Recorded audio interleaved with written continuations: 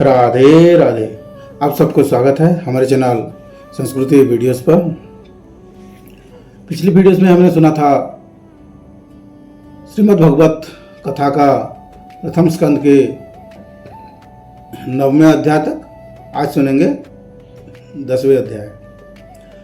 इसमें सुनेंगे श्री कृष्ण का द्वारका गमन। सैनक जी ने पूछा, धर्म शिरोमणि महाराज युधिष्ठिर ने अपने पैतृक संपत्ति को हड़प जाने के इच्छुक आतताइयों को नाश करके अपने भाइयों के साथ किस प्रकार राज शासन किया और कौन कौन सा काम किए, क्योंकि भोगों में तो उनकी प्रवृत्ति थी ही नहीं। सूत जी कहते हैं, संपूर्ण सृष्टि को उज्जीवित करने वाले भगवान श्रीहरि परंपरा के कलहन नगरी से दग्ध उर्वंश को पुनः अंकुरित कर और युधिष्ठिर को उनका राज्य सिंहासन पर बैठाकर बहुत प्रसन्न हुए। पितामह और भगवान श्री कृष्ण के उपदेशों को श्रवण से उनके अंतकरण में विज्ञान का उदय हुआ और भ्रांति मिट गई। भगवान के आश्रम में रहकर वे समुद्र पर्यंत सारी पृथ्वी का इंद्र के समान शासन करने लगे।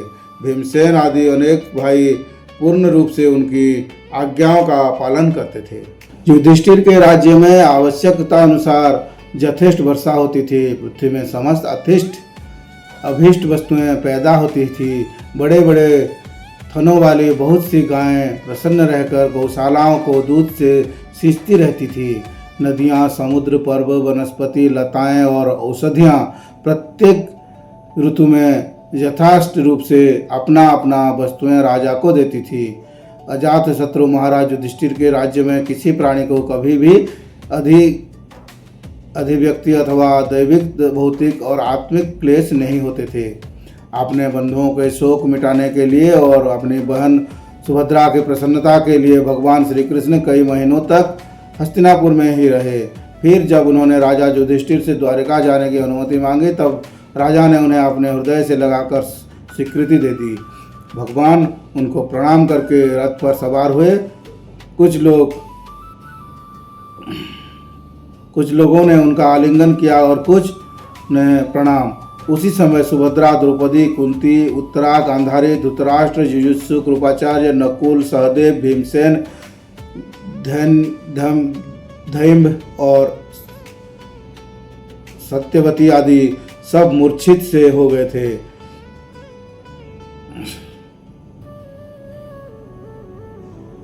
चक्रपाणी श्री कृष्ण विरह नहीं सह सके। भगवत सत्पुरुष के सिंह से जिसका दुस्सिंह छूट गया हो, वह विचारशील पुरुष भगवान के मधुर मनोहर सुयस के एक बार भी सुन लेने पर उसे छिड़कने कल्पना भी नहीं करता। उन्हीं भगवान के दर्शन तथा स्पर्श से, उनके साथ आलाप करने से, साथ सोने, बैठने और भोजन करने से उनका जीवन संपूर्ण हृदय में समर्पित हो चुका था। वे पांडव भला उनका विरह कैसे सह सकते थे?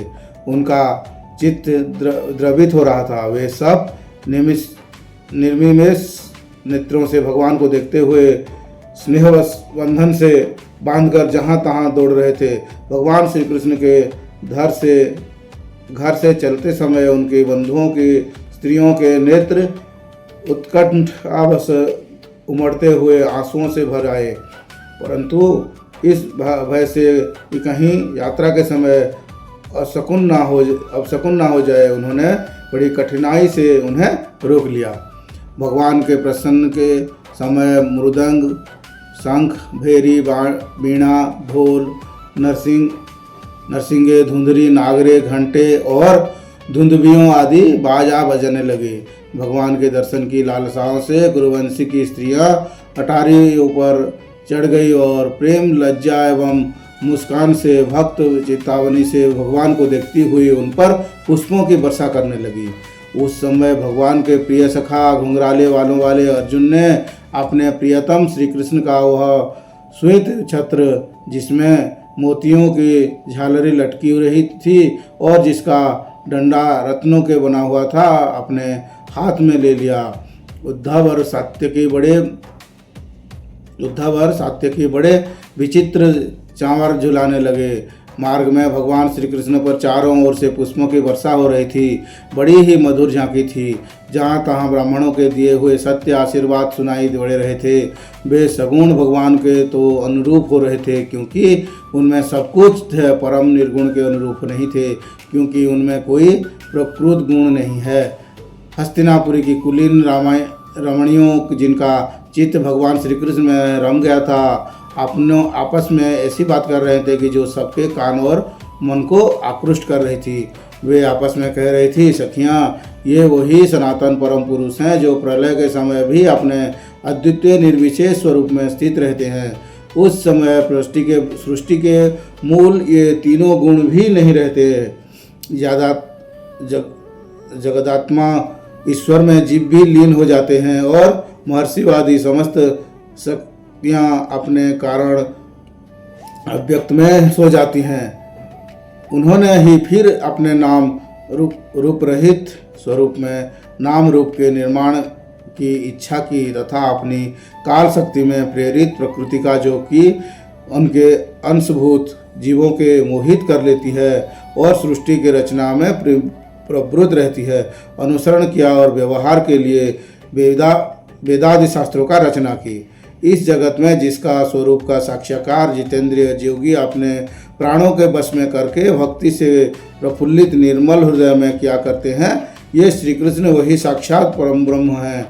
वास्तव में इन्हीं के शक्ति से अंतकरण की पूर्ण शुद्धि हो सकती है, योगादि के द्वारा नहीं। सखी, वास्तव में ये वही हैं जिनकी सुंदर लीलाओं का गायन वेदों में और दूसरे गोपनीय शास्त्रों में व्यासदि रहस्यवती ऋषियों ने किया है, जो एक अद्वितीय ईश्वर है और अपने लीला से जगत की सृष्टि पालन तथा संहार करते हैं, परंतु उनमें आसक्त नहीं होते। जब तामसी बुद्धि वाले राजा अधर्म से अपना पेट पालने लगते हैं, तब यही सत्व गुण को स्वीकार कर ऐश्वर्य सत्य तत्र दया और यश प्रकट करते और संसार के कल्याण के लिए युग युग में उनके अवतार धारण करते हैं। अहो, यह यदुवंश परम प्रशंसनीय है, क्योंकि लक्ष्मीपति पुरुषोत्तम श्री कृष्ण जन्म के ग्रहण करके इस वंश को सम्मानित किया है। वह पवित्र मधुवन ही अत्यंत धन्य है जिसे इन्होंने अपने शैशव एवं किशोरावस्था में घूम फिर कर सुशोभित किया है। बड़े हर्ष की बात है कि द्वारका ने स्वर्ग के यश का तिरस्कार करके पृथ्वी के पवित्र यश को बढ़ाया है। क्यों न हो, वहाँ की प्रजा अपने स्वामी भगवान श्री कृष्ण जो बड़े प्रेम से नंद मुस्कुराते हुए उन्हें कृपा दृष्टि से देखते हैं, निरंतर निहारते रहते हैं। सखी, जिसका इन्होंने प्राणी ग्रहण किया है, उन स्त्रियों ने अवश्य ही व्रत स्नान हवन आदि के द्वारा इन परमात्मा की आराधना की होगी, क्योंकि वे बार बार इनकी इस अधर सुधा का पान करती हैं, जिसको स्मरण मात्र से ही ब्रजबलाएं आनंदित मूर्छित हो जाया करती हैं। ये स्वयंवर में शिशुपाल आदि मत वाले राजाओं का मान मर्दन करके जिनको अपने बाहुबल से हर लेते हैं तथा जिनके पुत्र प्रद्युम्न सांब आदि हैं, वे रुक्मिणी आदि 8 पटरानियों और भौमासुर को लाई हुई जो हजारों अन्य पत्नियां हैं, वे वास्तव में धन्य हैं, क्योंकि इन सभी ने स्वतंत्रता और पवित्रता से रहित स्त्री जीवन का पवित्र और उज्जवल बना दिया है। इनकी महिमा का वर्णन कोई क्या करें। इनके स्वामी साक्षात कमल नयन भगवान श्री कृष्ण हैं, जो नाना प्रकार की प्रिय चेष्टाओं तथा पारिजात दी प्रिय वस्तुओं की भेंट से इनके हृदय में प्रेम एवं आनंद की अभिवृष्टि करते हुए कभी एक क्षण के लिए भी उन्हें छोड़कर दूसरी जगह नहीं जाते।